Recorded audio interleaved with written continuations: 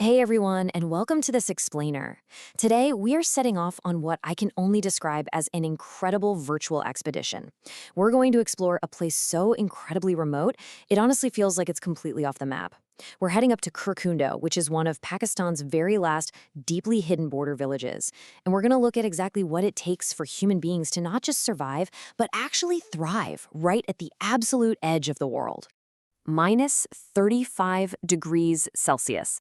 Just let that sink in for a second. We're not talking about a chilly winter afternoon here. This is a brutal, literally blood-freezing reality. This extreme freezing temperature is the everyday baseline for life in this region during the winter months. And it dictates absolutely every single choice that people there make, from how they build their homes, to the grueling work they do, all the way down to what they eat. Okay, let's dive into this. To really unravel this geographical mystery, we have to ask ourselves, how exactly do people survive in a tiny, hidden settlement that is quite literally trapped between massive, freezing glaciers on one side and highly sensitive international borders on the other? Like, what kind of ancient resilience and ingenious adaptations do you need to call a place like this home? Well, that's exactly what we're going to break down for you right now. So, Part 1. Journey to the Edge, Navigating to Khurkhundo. Before we can even begin to understand how they live, we've got to understand just how ridiculously difficult it is to simply get there. This physical journey, it is definitely not for the faint of heart. The route starts off in the gorgeous town of Kaplu in Gilgit-Baltistan, and you pass these stunning natural monuments like the Haldi cones and the breathtaking Mashabram viewpoint. But that beauty gives way to extreme danger pretty quickly. Regular cars? No way. They absolutely cannot survive this terrain. A heavy-duty 4x4 off-road vehicle is 100% mandatory here. You're navigating rocky, unpaved terrain that clings to these sheer cliff-edge drops right alongside the flowing river Shiok. Actually, the sheer terror of this drive is perfectly captured by a local phrase, one side mountain, one side abyss. And that really hits the nail on the head. You're traversing these incredibly dangerous, narrow mountain roads where a single wrong turn, or even just a slip of the tire, means a fatal drop into the ravine below. It's a journey filled with raw fear and total awe. Passengers literally recite prayers, just hoping to make it across safely. So yeah, the physical isolation of Khurkhundo is heavily protected by these deadly cliffs. All right, moving on to Part 2. Crossroads of Three Nations, the geopolitical junction. And this brilliantly illustrates the geopolitical reality of this route, which is just as wild as the geography. We're traveling through an area where incredibly sensitive international borders literally converge.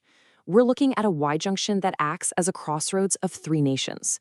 If you take the path on the left, you're heading straight toward China, eventually hitting Khurkhundo, which is Pakistan's absolute last village in that direction.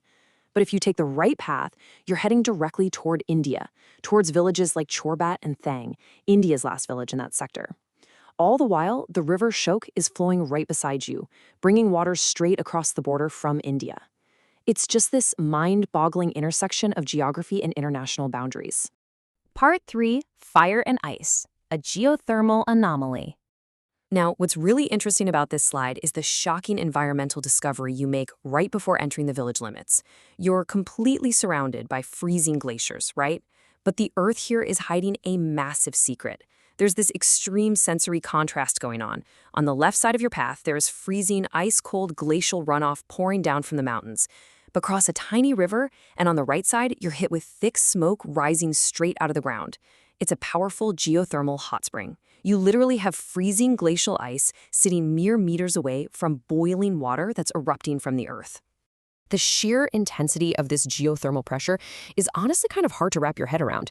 The water shoots out with such heat and speed that it'll burn you if you touch it.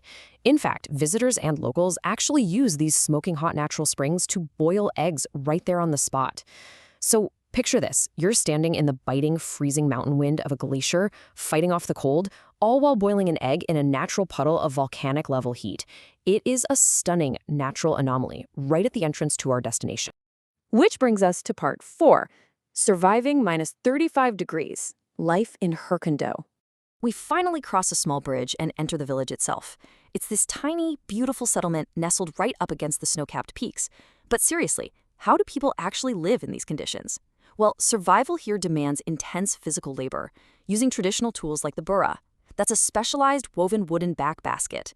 The villagers use it to carry literally everything, oil, supplies, and, crucially, animal fodder, up and down these steep, treacherous mountain paths.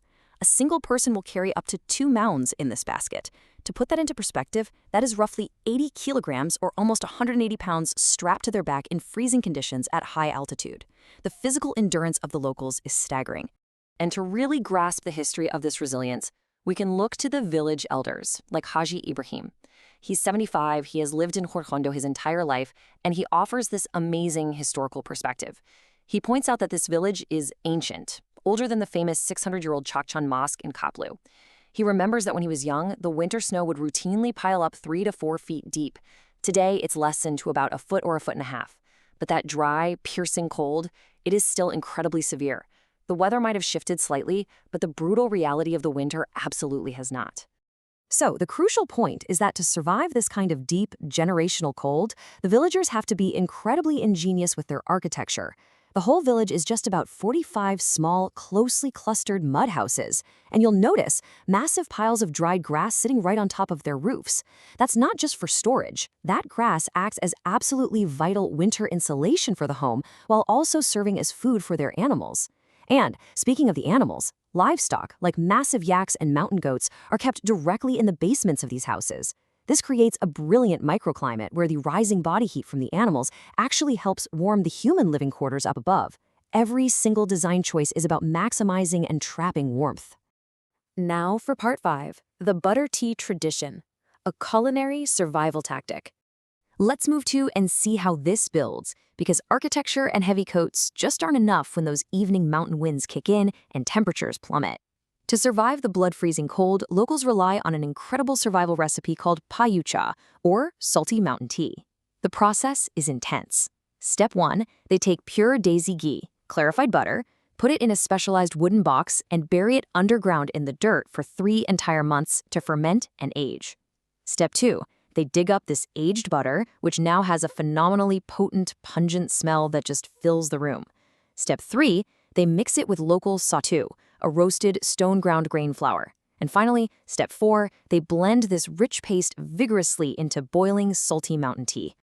The resulting drink is insanely dense. It tastes somewhat like a rich, liquid halwa.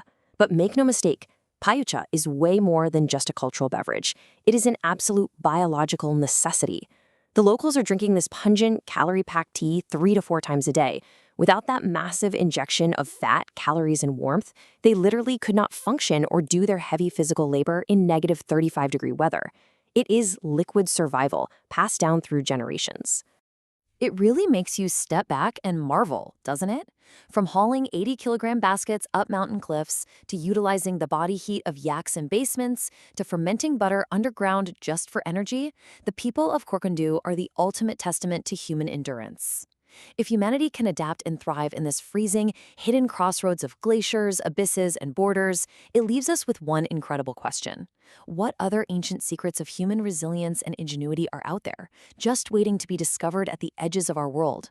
Thank you so much for joining me on this explainer. Keep exploring, stay curious, and I'll see you next time.